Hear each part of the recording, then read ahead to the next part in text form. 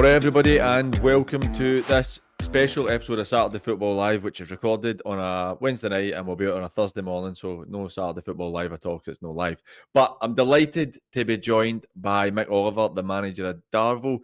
Obviously, there was the big contentious issue on Saturday with your game, Mick, but we'll talk about that. We'll talk a wee bit about the rest of the season for yous, and we'll talk about a wee bit of league reconstruction stuff, which I know you know a wee bit about. So, Mick, how are you? Thanks for coming on, mate.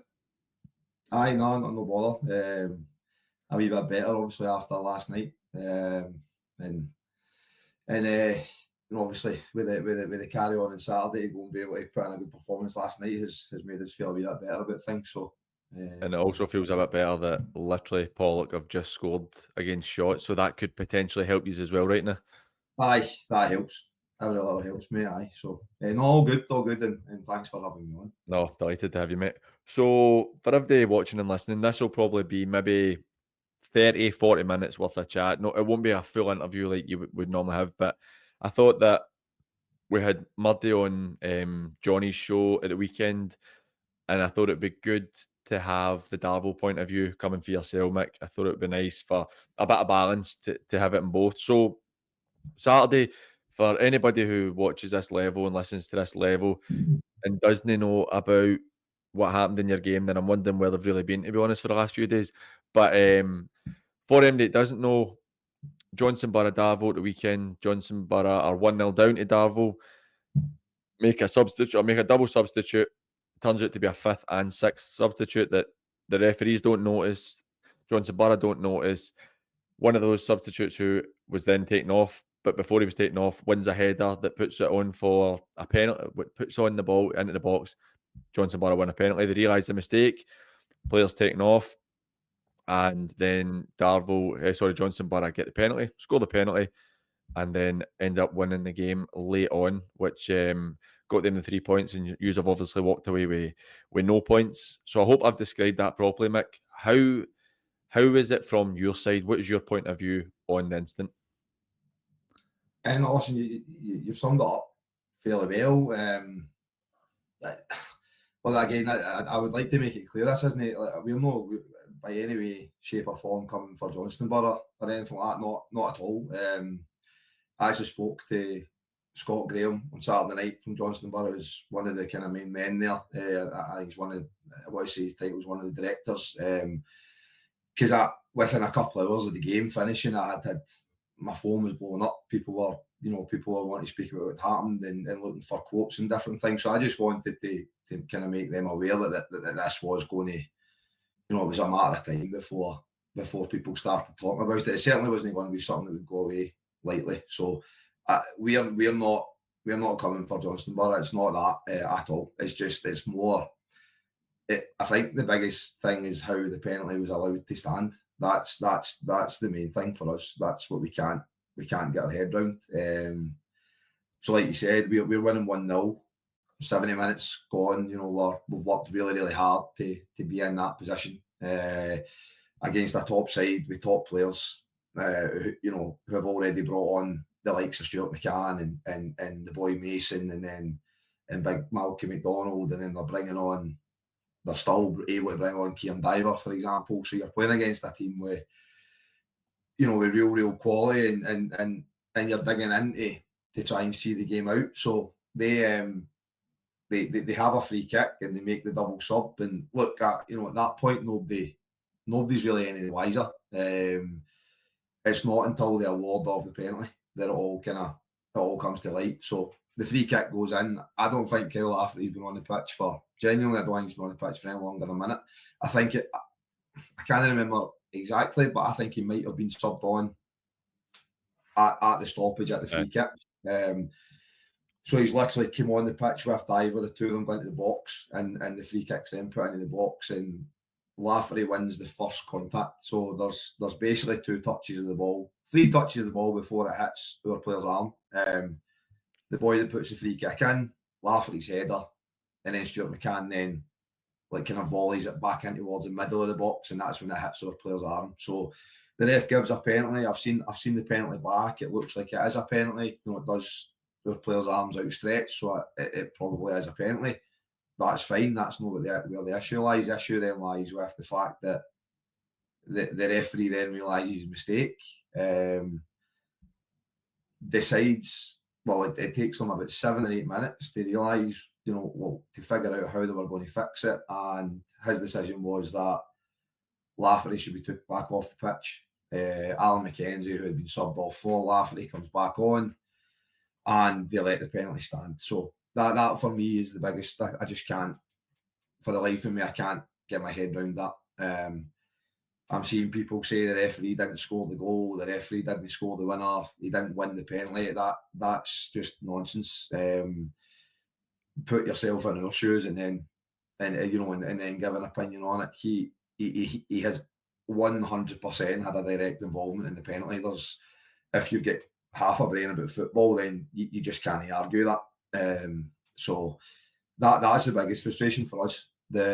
I think from looking at the laws of the game and everything, and obviously having spoken to people since, the right decision would have been that Lafferty goes back off, the sub comes back on, and then the game would have restarted from an indirect free kick from where Lafferty makes contact with the ball, because he's effectively an illegal. He's an illegal player. He shouldn't be on the pitch. So that's what we can't get our head around, and ultimately we're the only party involved in this that's not done anything wrong, and we're the only people that have been punished. So that's where the major frustration lies. See, for me, Mick, have you sought guidance in terms of what should have happened with them going off? Because I've done my referee's course. I did it years ago.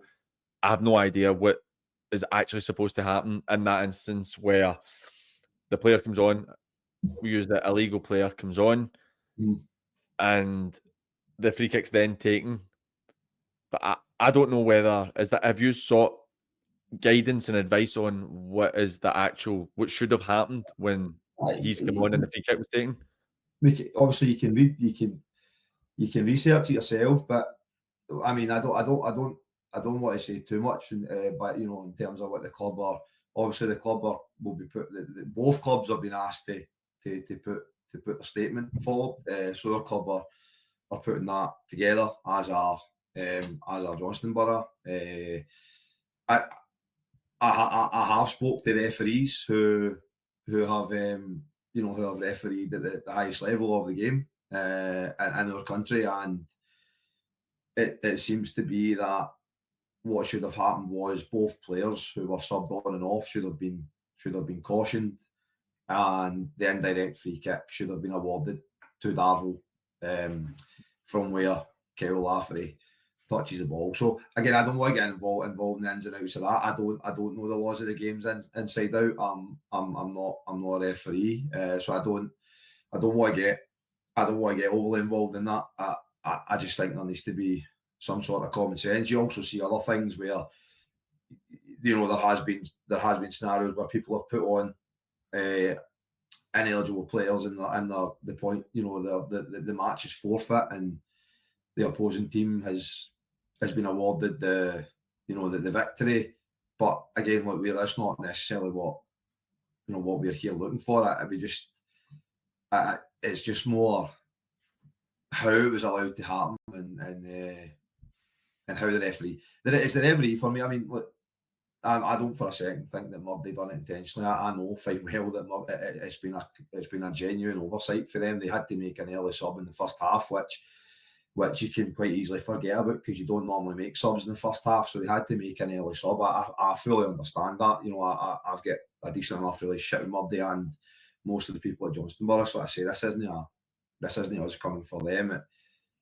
But I've seen the referee's report as well, and I just find it really disappointing that he's even still saying that he doesn't believe that the illegal player had a big enough impact in the penalty to not overturn it when he's the one that's won the initial flick.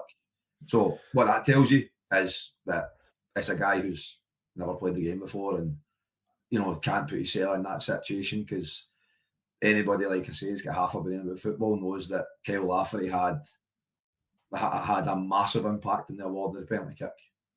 For me, this is me and Johnny spoke about this at the weekend, and to be honest, myself and Johnny, we have slightly different views on this, and ironically enough, or not ironically enough, Johnny is less not that he's on anybody's side, right? But in terms of me and him talking about it, he's very much. I think he believes that a replay is what should happen, and I think that's a fair comment.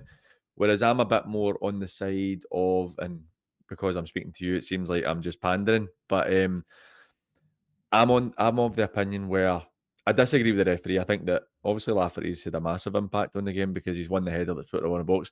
But that aside, even if Johnny gives the example with Murday on Sunday night where say it's a right back comes on and just plays a square ball into the middle of the park and it does nothing, I still think that it's a breach of rules. So the rules of the game or the laws of the game are said whatever they are, right? Mhm. And I think that it becomes a breach of the rules, regardless of. I mean, Johnson Borough, you've said it yourself. There's no way in my eyes that Murday and Johnson Borough have tried to gain an advantage. It's an oversight. A lot of people are really going for the referee. I think he's made a massive mistake, but I think that's what he's made is a massive mistake. I think Mhm. that he's not tried to cheat you. I just think it's a massive mistake he's made, and maybe Mhm. trying to save himself a wee bit. I don't know. I don't know the guy, so I'm maybe Yeah. speaking out of turn. But I do. I think that you're getting people saying things on social media where it's the referee's not scored, and it's people who know the game. They know the game, but I don't have the same view. I think that it's an impacting factor in the game, and a rule's been broken. Now, Wow. that is the big issue for me, where I see it as I think Darvel should probably get the points. A lot of people disagree with me, and that's fine. It's just my view. And I'm not saying that because I have you on the channel, even though it seems like I am. But I think that that's the big issue is it's an impacting factor, and the rules have been broken ultimately. And I don't see how you can get away with that. Mhm. It's very black and white for me that rules have been broken. But Yeah. I know you're in a position where you can't say too much because this is an ongoing investigation. You don't want to get yourself in trouble. You need to toe the party line with the club as well. But do we have any time frame for when this could potentially be resolved? In terms of decision, I don't know. I know that both clubs have been asked to produce the or to to hand in the statements by maybe by Saturday or certainly by the end of this week. So obviously, first and foremost, I think the authorities needed to get the referee's report in. Was it going to be mentioned in that? Well, of course it was. And then they're now asked both clubs to kind of present their case.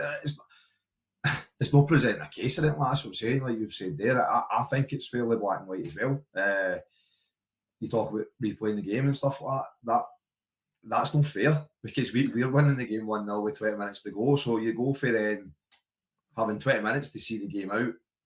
Like I said, against the team who are what they sitting around third in the league, but maybe second. Games in They're hand, second aye. third throughout the season.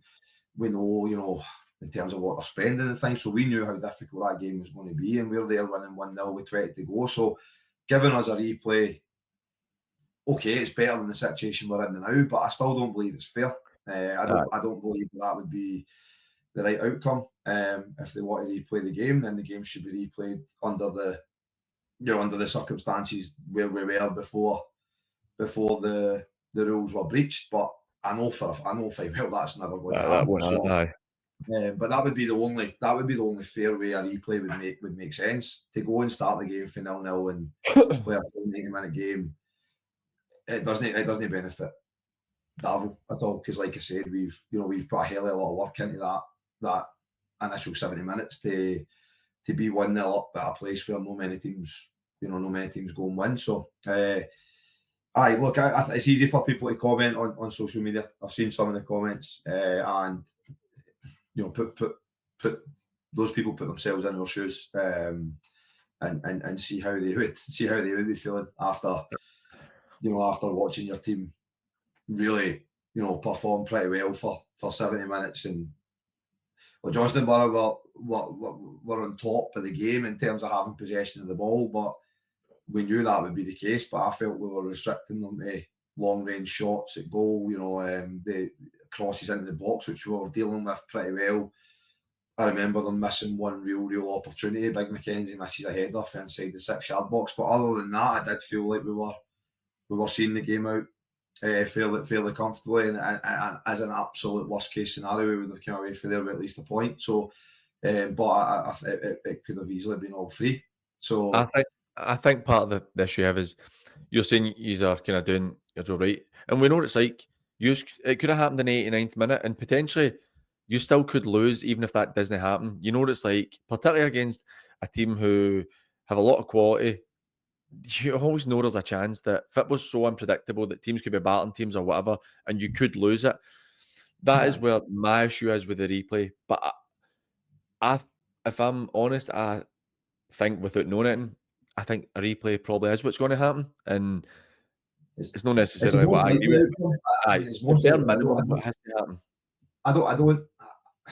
If the rules are applied properly, then I can't see Johnston Borough getting away with it. Like, so either, but that, again, that's not what we're here for. If Johnston Borough get deducted 3 points, that does absolutely nothing for us. I know it does. We're still being punished at the same time, and that's not what I'm here for. I'd rather Johnston Borough keep the 3 points, and the result stands like that. That genuinely, if the decision is to dock Johnston Borough 3 points, then I'm not interested in that. Let them, let Doesn't them it? have the 3 points. Hurts Just everybody. I know. exactly. So I mean, we're bottom of the league. Well, we were on Saturday. We're fighting for our lives. You put yourself in that position as a player on the pitch, and when that decision's made, our players are gone. Their heads are gone. Everybody's just surrounding the referee. Everybody's emotions are all over the place. I'm completely going on the side of the park. I've never, I can be quite bad at times, but that was, I've never spoke to people the way that I spoke to those officials on Saturday, and I'm not proud of that. But you need to understand the severity of the situation for us, and that's what I was saying to the referee after the game. I'm saying there's so much at stake here to be making such horrific decisions that ultimately your decision could put us down as a football club, and we can't go down. Darvel need to be in the Premier League, so people need to understand the severity of it from our end, and understand why we are feeling so aggrieved about the decision. If we're sitting fifth or sixth in the league with nothing to play for, we're not as bored as we are now. But ultimately, the rules are the rules. Mhm. So the rules have been breached, and it'll be very, very interesting to see what the outcome is. I'm not holding out much hope from a Darvel perspective. We've been done with a 3-point deduction already this season for we fielded a trialist one day. It turned out he was ineligible. We've been punished for something along similar lines, but this is different because this is in game where there was an illegal sub made, and the game's 70 minutes in, and the team that made the illegal sub is getting beat. So it's a totally different scenario, and it'll be really interesting over the next week or so to see what comes of it. But I just tried my best after the game to kind of galvanise the boys and say, look, we use this as a source of motivation to go on Tuesday and play well and win, and they did that, to be fair to them, last night. So we just need to try and take care of ourselves, and what will happen here will happen. But I just hope the right outcome is ultimately reached, mate, to be honest with you. Well, it's one we'll definitely be keeping our eyes on. I don't think there's too much more we can go over on this. But on last night, a 4-1 win against St Caicos. I appreciate St Caicos are maybe no quite in the place that they were 2-3 months ago where they were really in form. But how happy are you with the fact that the players have been able to bounce back from what's quite an impactful event that's happened with them, and something like you're saying, it could have went the other way and boys crumble and no react the way you'd like them to. How happy were you the fact that you managed to get the 4-1 win last night? Delighted. Obviously, absolutely delighted. It was the result. The result's massive for us, obviously, in terms of the 3 points, but the performance was every bit as pleasing. It's definitely the best we've been all season, and I know that sounds really daft because we're nearly in April, but we have had a really tough season on and off the pitch. I feel that we've now kind of almost built three separate squads, and this one that we're now at now is probably the best we've been. Last night was as strong as we've been squad wise in terms of the overall 18-man squad. So yeah, there was a good feel about the place last night, and I know that people will talk about St Caicos, but since Fez has left and Muir's went in there, I think it was 3 games prior to last night, 2 1-0 wins. They beat Johnston Borough 1-0 last week. So it's very easy for people to say, well, you know, they're not the team they were a couple of months ago, but they've won. He's had 2 1-0 wins and a 1-0 defeat, which was a Saturday against Cumnock, and the Cumnock goal was a penalty. So what they have been doing is they've been very, very difficult to play against and difficult to beat, and there's not been many goals in their games. And last night we created a lot of chances, and obviously we scored 4 goals and we missed a penalty. So to be able to do that against a team who haven't been conceding a lot of goals is very pleasing, and that was still strong St Caicos 11 last night. It wasn't too different for the 11 they beat us 6-1 earlier in the season. So really pleased to obviously put that one right as well. But no, I'm delighted for the players because they could have. You don't know where you're going to get after Saturday. You know what I mean? You just don't know where they're going to be and what kind of headspace they were in. But every single one of them were magnificent, and we were well worthy of the 3 points, to be fair. You've got 9 games left. Cumnock on Saturday, which is important. You've got Hurlford next Saturday. So two games potentially where if you beat Cumnock, you've got a game in hand, you're 5 points behind. So they can be drawn back into it with a couple of poor results. Hurlford had a good result at the weekend, but again, the team who are in there with you, out of those 9 games, 6 of them are at home, and you've got, so as I've touched on, Cumnock and Hurlford. You've got Benburb twice in that spell as well, who are only a point ahead of you in the league. What's your thoughts with the remainder of the season? Because you have been a decent bit of form of late, and how confident are you getting into that remaining 9 games with 6 at home in particular? We feel that we're in a decent place now. We obviously had the semi-final, the only was that last week, the week before as well. So we thought we performed well enough away to Largs, again, particularly in the first half. Largs then kind of, you know, up their game a little bit in the second half, and ultimately we're deserved winners. But I feel that we're picking up form right at the right time. Don't get me wrong, I obviously wish it was a lot earlier in the season because nobody wants to be where we are right now. But certainly with 9 games to go and with where we are now, we believe we can win enough games to stay up. But you need to believe that you can win enough games, and I've tried to say that. We've tried to drum that message all season. You know, there was people always kept saying, it'll turn, but it got to a point where you were like, well, when is it ever going to turn? Because I don't think we actually won our first league game until the 2nd of February or something, which was against Talbot. And obviously that was a little bit of a turning point for us. And then since then we've beat Largs, we've beat Pollock, and then we'll beat St Caicos last night. So we've had some good results in the league. But 9 games, 9 cup finals. You know, we need to try and win as many of them as we possibly can.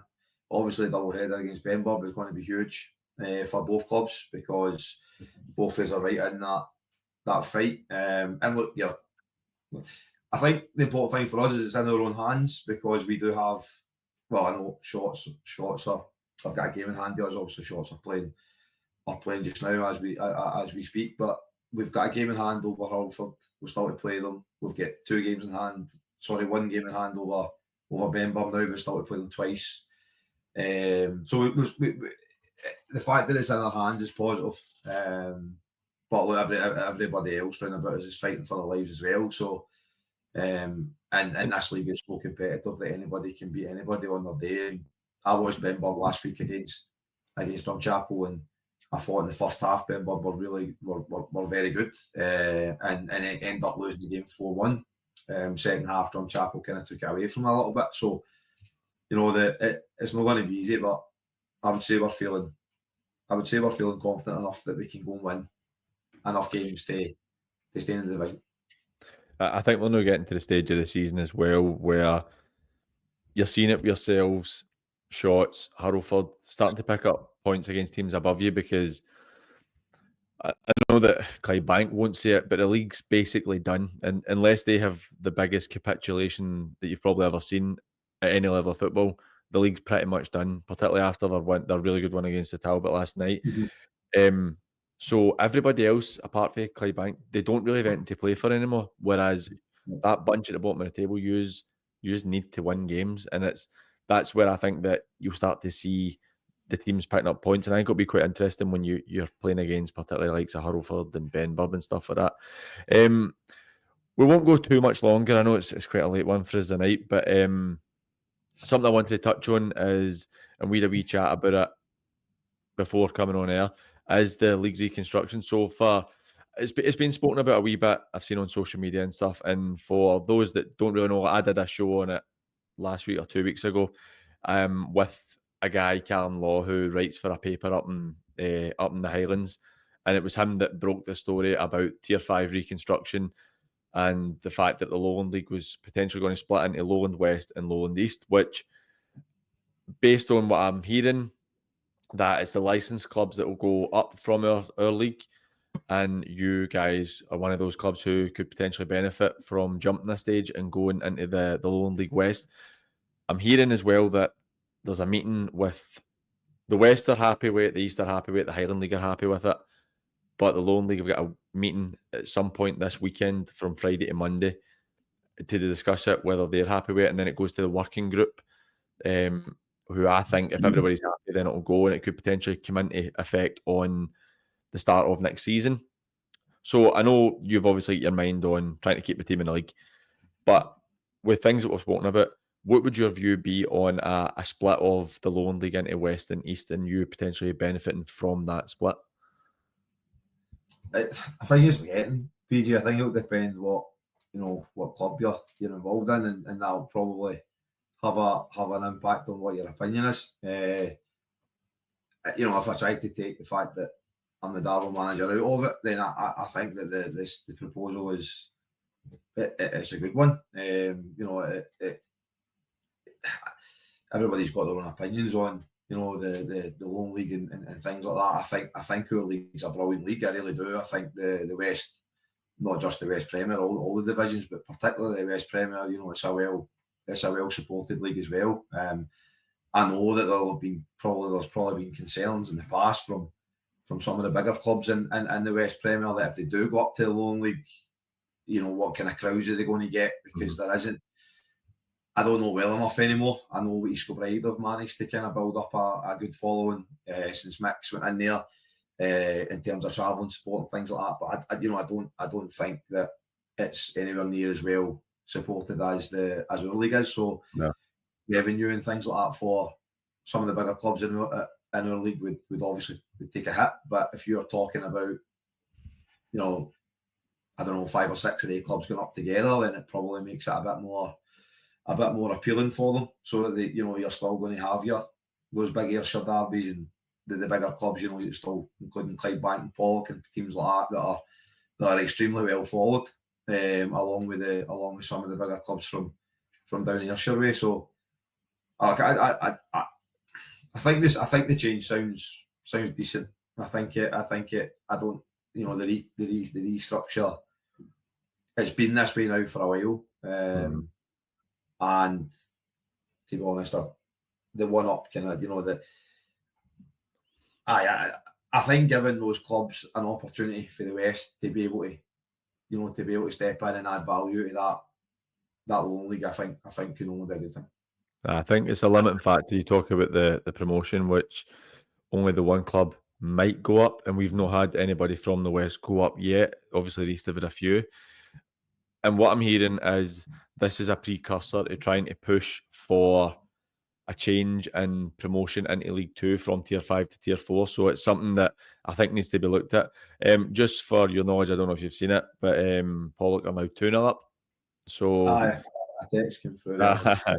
So I've actually got this is just a mock-up. I don't know how accurate it is, but this is a potential split of the leagues. And from what I'm hearing, it's looking like if we assume that East Kilbride don't go up this year, because they're going to win the league, they could potentially be getting promotion this weekend if Celtic B beat Calabraves. So that could be done already. But if they don't beat the Highland League side, which is looking like Brecon potentially, and I think it's Forfar in the League Two if they can't get past them. We're looking at a 16-team Lone League West with East Kilbride, Celtic B, Cali Braves, Albion Rovers, Gretna, Cumbernauld, Broomhill, Gallagherrydene, Clydebank, Troon, Auchinleck Talbot, Pollock, Cumnock, Darvel, Dalbeattie Star, and Colwyn Rangers potentially. If East Kilbride go up, we could be looking at Irvine Meadow. That could be wrong, but that's a mock-up I've seen of who could be in the league, and I think it's quite interesting where it does allow teams to skip. In terms of what it means for the West Premier League, if you're losing nearly half of your teams in the West Premier League, I don't know what that means with how they figure that out, whether that means bringing in 7 teams into Division 4 and bumping everybody up. I don't know. I don't know if the league would be set up for potentially 7 new teams coming in this late in the day. I don't know. But that's something. So that is what we're looking at right now, and hopefully, I genuinely hope it does go through because I think it's great to have the West teams go in bulk into a Lone League because, like you said, it's less impacting because you hear the stories of Talbot not wanting to go up because it could impact them. Whereas if they still have Cumnock, if they still have Clydebank, they still have Pollock, it becomes a lesser issue, I think, for them going up. Yeah, no, I agree with that. I think that makes it a lot easier for clubs as well to get on board with it. Because those finances and the revenue that comes for those big games is massive for those clubs that you just mentioned. Aye. Before we finish up, Cumnock on Saturday. You guys we spoke about it earlier off air, that you're now in the stage where your squad's looking a wee bit more settled and you've got an 18 that you're able to go away instead of having to bring trials, whatever. How are you feeling going into Saturday's match against Cumnock? We're confident. We played well last night, so we need to try and build on that. We just need to hope. I need to hope everybody's okay. Obviously, we'll train tomorrow. We won't do much. Certainly, the boys that played last night. I need to hope that everybody for last night is obviously fit and able for Saturday. And if we are, then we're in a decent place. Like I said, in the last 2 months or so, we had a lot of injuries, which were then, we've had a lot of 20s involved in the group. We've had trialists involved. And last night was probably the first time where we had almost the full squad. I think we're down to maybe only two injuries now that aren't involved in obviously the match day squad. So it was good last night, knowing that we had options off the bench, and from a manager's point of view and a coach's point of view, that makes your job easier. So yeah, look, Cumnock beat us the last time. I actually thought it was a decent game up until we got a red card. We got a red card first minute of the second half, and Cumnock went on and won the game 4-0. We didn't really do ourselves any favours. We were too open, and we still tried to go and take and try and play on the front foot. We shouldn't have, but we did, and we ended up taking a sore one. So we feel a wee bit, we feel a wee bit grieved on that one as well, and hopefully on Saturday we can go and turn in another positive performance. But Cumnock are definitely a team that I think are in a false position. Well, one of the better sides that we've played, in fairness, in that, particularly in the opening 45 minutes. So it's a bit of a strange one why they are where they are, but people will probably say the same about us as well. So it'll be a good game. I think that Swifty and the guys there will still be. They'll probably not quite feel that they're safe yet, and they would like to get another few points on the board. So they'll be coming to try and take 3 points, and obviously that's the plan for us as well. So look, it should be a good game. It'll be a good watch to two teams that try and play football, and I'm sure it'll be a decent game, and hopefully we can come out on top and get 3 points closer to survival.